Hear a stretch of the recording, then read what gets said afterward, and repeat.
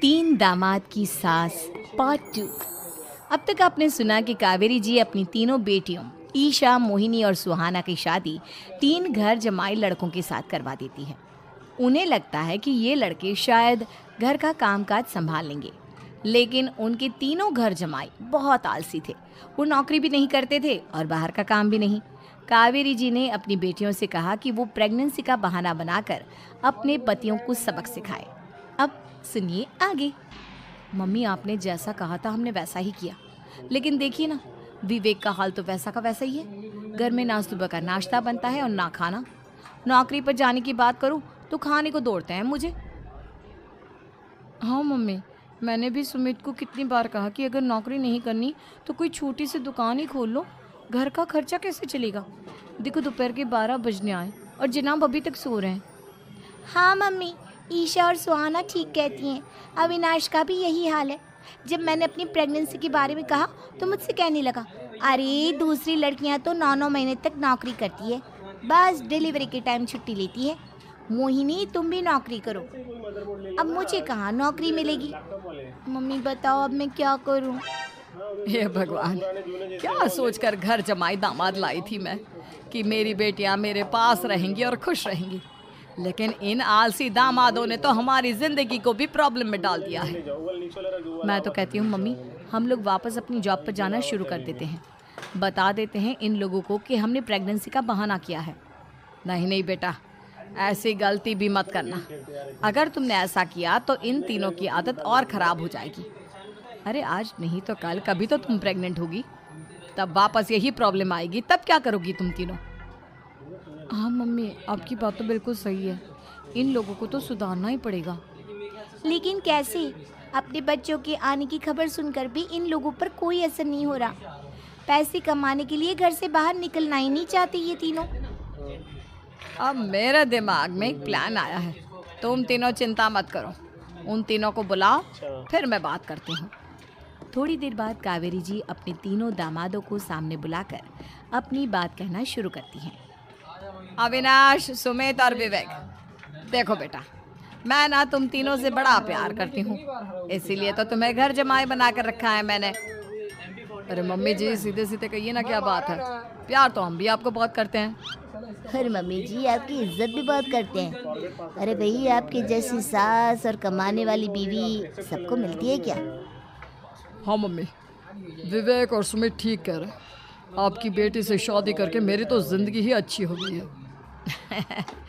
जानती हूँ मैं, और ये भी जानती हूँ कि तुम तीनों अपने अपनी बीवियों से बहुत प्यार करते हो। बेटा, बात ऐसी है कि हमारे कुल गुरु ने कहा है कि प्रेग्नेंट होने के बाद मेरी तीनों बेटियां शुरू के 4 महीने हमारे गांव में जाकर रहेगी, जहां मेरे चाचा जी रहते हैं। अरे लेकिन क्यों मम्मी, गांव में जाकर रहने की क्या ज़रूरत है इन तीनों को? वो क्या है ना बेटा, हमारे परिवार को एक श्राप है। अगर मेरी बेटियों ने यहाँ पर बच्चा पैदा करने की कोशिश की तो उनके बच्चों को कुछ भी हो सकता है। इसलिए अब से लेकर 4 महीने पूरे होने तक इन्हें गांव वाले घर में रहना पड़ेगा। हाँ, तो इसमें प्रॉब्लम क्या है मम्मी जी? हम भी वहाँ जाकर रहेंगे, पिकनिक बनाएंगे। अरे भाई, बीवी जहाँ हम भी वहाँ। हाँ यार, आइडिया तो बहुत अच्छा है।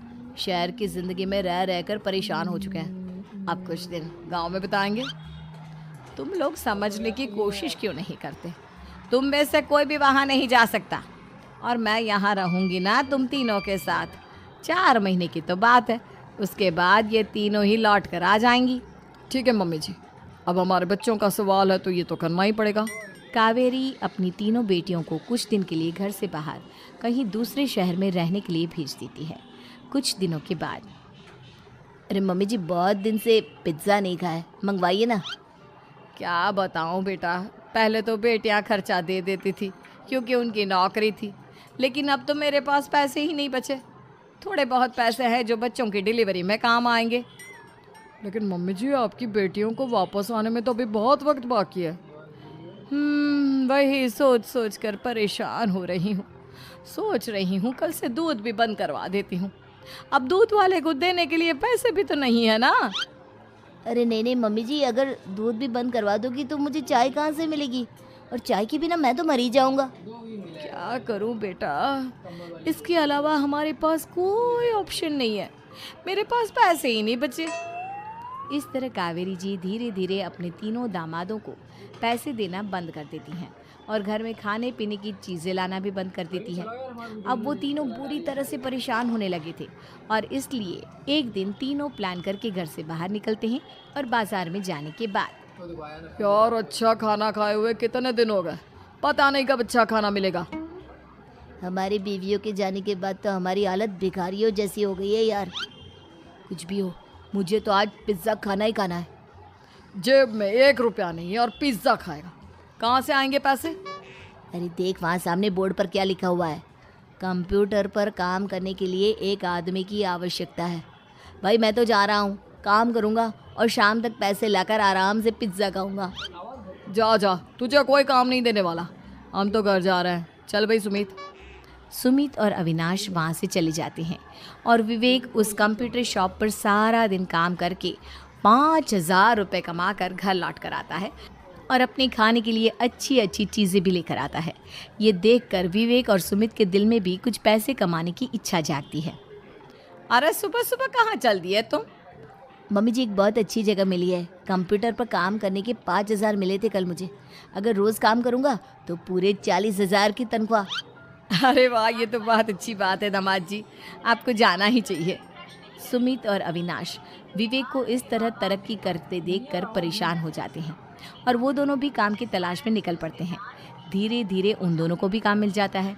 अब कावेरी के तीनों दामाद छोटी मोटी नौकरी करके अच्छा पैसा कमाने लगे थे।